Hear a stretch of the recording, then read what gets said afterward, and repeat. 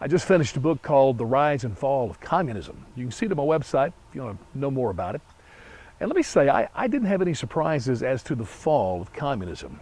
How it made it 70 years would be my question. And of course, they made it because they killed people that were not submitting. But it just didn't make sense. Mathematically, economically, scientifically, nothing about it to me ever made sense. I was always curious, on the other hand, about how people were attracted to communism, how that took place, because I don't think I would have ever been. And the reason I want to share this with you is because I see some similarities between those people then and between the left now, Democrats and liberals and progressives, and how they love and just have so much faith in big government. Now, I was surprised to see that people were drawn and attracted to communism, not because of math, but because of psychology. It's just beliefs they had that made them feel good and made them trust government. Let's go through a couple of them. One, of course, communism was completely anti-capitalism. Capitalism brings, ups and downs, booms and busts, and obviously there's winners and losers, and that's all true. And so communism, they felt, would bring some certainty to the economic world, and everything would be equal and shared and the same, and then there'd be no income inequality. Well, you know what happened to that. A second belief is in central planning, because see, communism, they'd have the smartest people in the capital, say Washington, D.C., to plan out everything, to take control of every industry, every facet of a society's, workplace and life, and the end result would be everyone would be better off.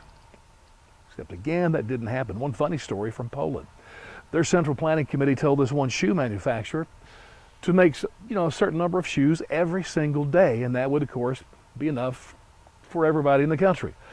Well, the guy that was in charge realized that, hey, if I just got to have a certain number of shoes, and of course there's no profit motive, there's no customer service that he has to worry about, so he made all the shoes one color and didn't have very many sizes. You've heard the phrase, if the shoe fits, wear it. Well, there it was, if the shoe didn't fit, you got to wear it anyway. Well, central planning didn't work. The last thing that I saw in the psychological beliefs of those people was, of course, communism. It was opposed to capitalism, but it was also opposed to God. It was a godless, secular form of government. And wow, do we have people that want that here today. But see, here's the deal. Within every human being is the desire or the yearning for something greater than themselves. Call it a higher power. If you don't believe in God, and you don't want God a part of politics and government, then the next best thing for a lot of people is the state.